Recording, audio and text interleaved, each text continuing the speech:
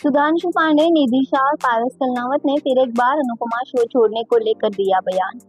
बयान हो रहा है वायरल। आखिर क्या कहा उन्होंने, आइए जानते हैं इस रिपोर्ट। अनुपमा शो जब से शुरू हुआ है तब से टीआरपी में चार्ट लिस्ट पर बना हुआ है।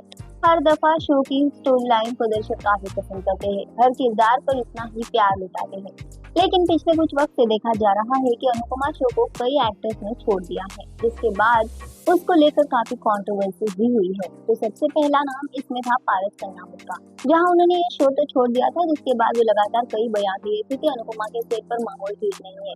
कई ऐसे लोग हैं जो कि एक दूसरे के काम में टांग अड़ाते हैं और यूं कहें तो एक दूसरे के खिलाफ बातें करते हैं, जिस वजह से उन्होंने ये शो छोड़ने का फैसला लिया था, ऐसे उन्होंने कहा था। तो हाल ही में फिर एक बार एक पॉडकास्ट के दौरान वनराज यानी सुधांशु पांडे, निधि शाह और पारस कलनावत मौजूद थे, जहां उन्होंने फिर एक बार अनुपमा शो छोड़ने के पीछे की वजह बताते अपने अपने बयान दिए थे। वनराज ने कहा कि मेरी स्टोरी लाइन काफी ज्यादा बोरिंग हो रही थी, मुझे ऐसा लगा कि मैं वही चीजें बार बार कर रहा हूँ, जिससे मुझे एफर्टलेसली करने में काफी परेशानी हो रही थी, जिस वजह से मुझे ऐसे लगा कि मेरे फैंस वही देखकर बोर हो सकते हैं और मैंने ये फैसला लिया। जिसके बाद निधि और पारस ने इस पर हंसते हुए कहा कि वहाँ कई लोग ऐसे हैं जिनकी वजह से हमने ये फैसला लिया है। उन्होंने साथ ही ये भी कहा कि अनुपमा के सेट पर होने वाले झगड़े से लेकर हम तंग आ गए थे और इसी वजह से हमें ये फैसला लेना पड़ा।